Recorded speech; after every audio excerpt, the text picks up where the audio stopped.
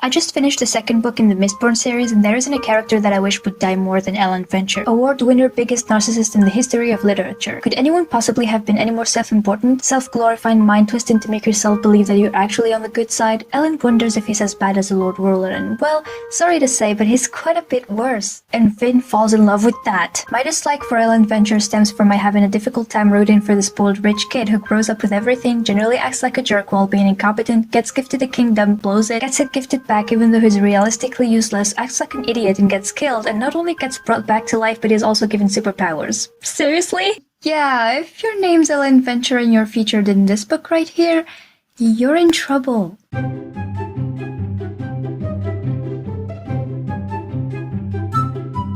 The Well of Ascension, as you might already know, is the second installment to the first Mistborn trilogy, and it is chaos. It's like a compilation of everything that can go wrong when you try to be king. Seriously, it just goes from bad to worse to worser to worsest.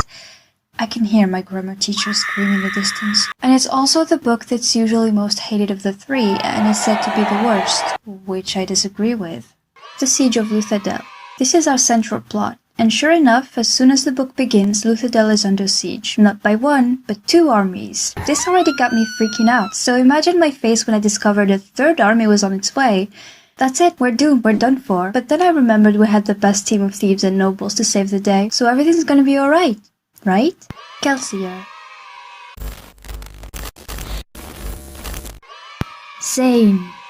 He's the bad boy. Attractive, mysterious, dark, and yep, you guessed it, toxic. He was introduced as the Watcher because he watches from a distance, except when he follows Vin around to tell her over and over again, "You're just a tool, Vin, come with me, woo!" Oh, and did I mention his Venture Boy number 2? What? This got me concerned. Was it about to turn into a love triangle? I actually expected him to become good, just to make that legitimate, but the situation with Zane turned out to be more complicated. You see, he's insane, as he likes to say, and Vin was the only one who could save him. Now, I didn't believe even for a second that Vin would run away with Zane, but there was no way he would just give up on her and leave, so I figured he would have to die. Shocker, that happened! And in the last moments of Zane's life, I realized, oh wow, I actually feel bad for him, not only because he died. Zane bid a final farewell to the man who had created him.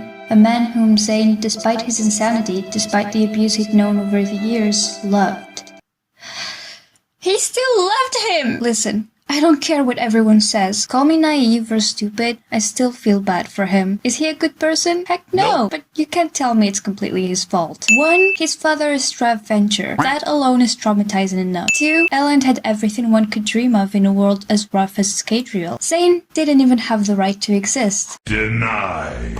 3. Last but not least, he got a freaking evil god talking inside his head! Can you imagine walking around and having a voice constantly tell you to kill every person you come across? I mean, if you're like me, you know. But that would drive anybody insane. Of course, none of this makes his actions okay. He is toxic, he is unstable, and I certainly didn't want him around Vin. But I do think his story is tragic, and I love how Sanderson made sure we knew that Zane's character type isn't a good thing, but also wrote him in a way that we could understand him. So, here, Zane, I'll give you some love. It's not much, but take it. The colors.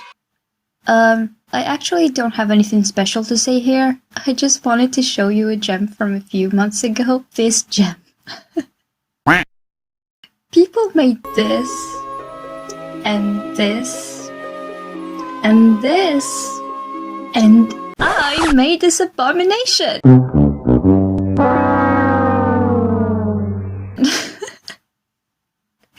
Okay, let's move on. Strav. Oh boy, do I have feelings about him. Well, in short, I hate his guts! In 20 years of existence and a shit ton of books read, I have never, ever hated a character so much. You should have seen me roll my eyes, gag, or scream every time he even so much as breathed. And what's good is I don't think I need to justify myself. I mean, who in their right mind would defend this piece of shit? So he's trying to take over Luthadel, but overall he had lots of annoying moments, right? If I made a full account of his unpleasantness, it would take hours, perhaps even days. But there are some scenes that just tickled my inner murderous fiend. So this is before Zane left him. Straff was scared shitless and he said this. I will proclaim you openly, Straff said. Name you my heir tomorrow if you wish. How vile, how obnoxious. So he's only your son now that he's potentially about to kill you. Oh, really? Oh yeah, and what about that lovely time he said, Idiot boy, I do thank you for bringing me that girl though. I'll take her tonight. We'll see if she cries my name or yours while I'm... How to kill a fictional character when you aren't the author. Oh, wait, I have another good one. Remember when Straff got poisoned and all he could think about was how firm and smooth Amaranta's breasts used to be? Keep in mind this dude is dying, and somehow he still finds the time to be disgusting. At this point, I'm just impressed. So Amaranta dies, and I mean, how dare she live long enough to see herself become ugly and old, am I right? I need antidote, Straff forced out, focusing on the Amaranta of the now. The woman in her late 20s, Wait. She's only in her late 20s? Thankfully, Straff died eventually. Yes, he did! And who took care of it? Vin, my goddess. Vin, my love, my hero, my goddess, I love you, I admire you, I worship you, please marry me. Talking about her brings tears to my eyes because I love her so much. I've never loved her as much as when she killed Straff. She sliced him real good, but even besides that, she's great. I mean, she can fly through the mist, eat metals, shoot you with coins and stab you in your sleep. I'm in danger! Overthrow tyrants, make heads explode with her forehead. Yep, that happened. It just went... But fret not, she also has a soft side. She became friends with a talking dog, she fell in love too and married the biggest nerd on Scadrial after turning down his first proposal. But let's not concern ourselves with such trivial details, okay? Do I have anything bad to say about her? No. She's perfect. And yet, I saw some people say that she acted stupid in this book. First of all, how dare you? Second, why? Some pointed out the love triangle. My question is, what love triangle? I don't think Finn really cared about Zane at any point. Sorry, Zane. I guess you could say she was attracted to him in a way, but whatever her hormones made her feel, it certainly wasn't love. In the words of Tindwell, no teenage girl is stable. And, you know, I'm something of a girl myself, so I get that. Oh, Wednesday's at that very special age when a girl has only one thing on her mind. Boys. Homicide. Look, she just needed an escape, and Zane was here to deliver. Vin had the fate of the world on her shoulders. She didn't know that yet, but so many people relied on her already. She made it her life's mission to protect Ellen, and him being king meant that would be every second of every day. Lots of responsibilities, lots of pressure, coupled with unpleasant things like grief, doubt, insecurities giving way to a stubborn inability to accept love.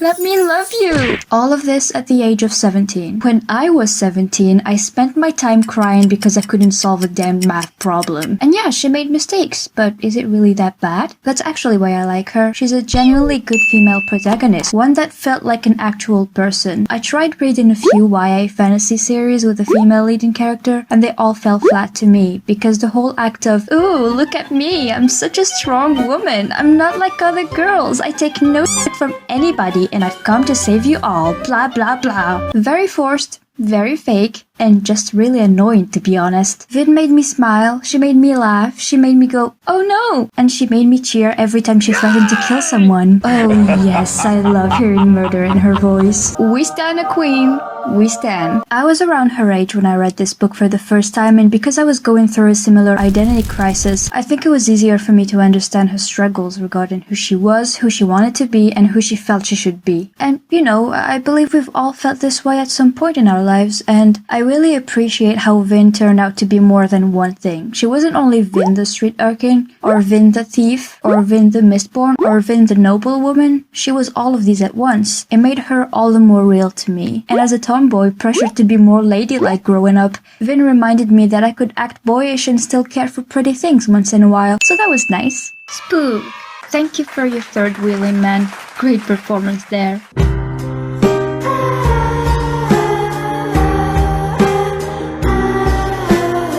Ellen, love of my life. You are a fool, Ellen Venture. We're about to tackle perhaps the most controversial element in this book, the Venture Boy. Now, you must know that I have about the biggest crush on Ellen. It's embarrassing. I could start ranting about how cute he is, but I think I'll move on before that happens. He's cute. He's the cutest and the sweetest. I cannot stand how charming, clever, passionate, dedicated, and kind Ellen is. Oh, and did I mention how cute he is? Okay, I'll stop. But seriously, I love me some nice guys. And Ellen is the ultimate nice guy. I absolutely love his sincerity and his genuinely good nature. I feel like this is so rare, both in fiction and reality, that when I find it, I can't help but fall in love. And this dude has the best of intentions. As a king, everything he does has no ulterior motive other than helping. And he was basically attacked for being a decent human being. But perhaps he's a bit too kind, a bit too honest, which made him to the eyes of many weak and useless. How dare you? Okay, he did mess up once in a while. Like that time he got dethroned. Or should I say, that time Ellen accidentally got himself dethroned. I'm laughing, but I'm kinda crying too. This must be the dumbest thing I've ever read. The dumbest. This dude is so nice. He literally made a law that allowed the others to kick him off his throne. I'm so in love with him. Listen, I couldn't be mad. I feel like I would have burned the city down in under 2 minutes, so props to Ellen for surviving that long. Wait a minute! Remember that line that says Ellen tries really hard but fails to deliver? If that doesn't sound like my life, I don't know what does. Ellen and I are both like, we tried so hard and got nowhere. In the end, everyone still hates us. Maybe we're both idiots, but honestly, I prefer being a good idiot rather than an evil little cockroach like Strav. And he also got a makeover, so you can't hate him. He now looks like a proper king, even though he already ruled my heart. And he's not just the perfect guy, he's also the perfect lover to Vin. Oh, by the way, can I gush over these two for a minute? Just a little, I promise. They're so beautiful! Oh my god! These two must be my favorite fictional couple of all time. In a world full of bad love stories that happen with the magic of insta romance and a pinch of glorified toxic behavior, it is so refreshing to have a healthy, strong, and adorable relationship such as this one. Now, a lot of people have thought them passionless in this book, which I can totally disagree with. There was a lack of romance for sure, as both Vin and Ellen were facing inner conflicts as well as a whole lot of other issues. But who cares? They're still my babies. And at least we have them fanfics. Okay, gushing over. There's one more thing I'd like to mention. Jasts. The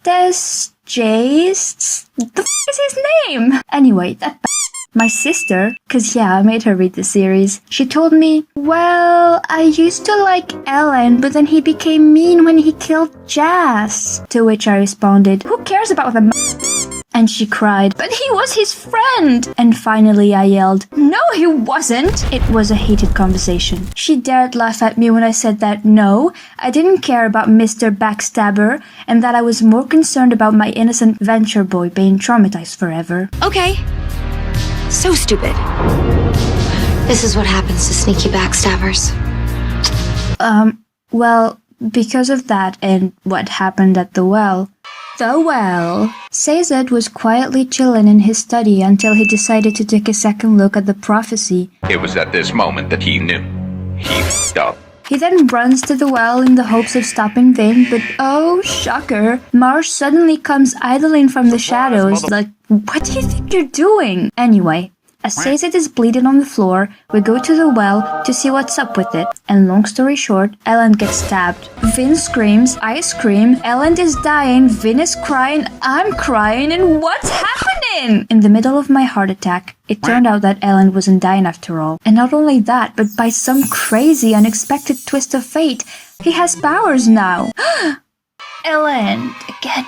So, yeah, he's Mistborn now. Yay? Question mark? I didn't know what to think of it, to be honest. I was just happy he wasn't dying anymore. It seems quite a few people thought that Ellen didn't deserve his powers, but the thought didn't occur to me. I was just weirded out by the idea overall. What made Ellen such a great character to me is that He was a normal guy. Unlike most of his friends, he had no magic to help him. He was just a man doing his best in a mess of a world, and I liked him for it. Ellen the Scholar becoming Ellen the Allomancer felt as if I was about to lose him somehow. I'm reading Harry Potter and the Prisoner of Azkaban. What do you want? Protect the nerd. Marsh. He deserved better. I've seen different arguments online and okay, fair enough. This book has a lot of talking in it and running in circles and confusing confusion of confused folks, and I'm the kind of reader that gets annoyed by too much aimless talking. I need you to get straight to the point. But the talking here wasn't pointless or nonsensical. Nonsensical. I like this word. I will say, as someone that gets easily bored by history and politics, I genuinely enjoyed the political games in this book. We also get to see a lot of character development, and I thought it was delightful. Slow, but delightful. It did get frustrating at some point because so many questions were piling up and no answers were given. Lots of hints were actually there, I realized, but I was completely clueless. Still, those last 100 pages or so were a massive slap in the face. And hey, I liked it. I think I ran out of things to say, so I guess I'll have to stop here with one last request. So, hey, can I get a real-life Venture Boy? One that's not insane, of course. Oh, and not dead either. Thank you very much.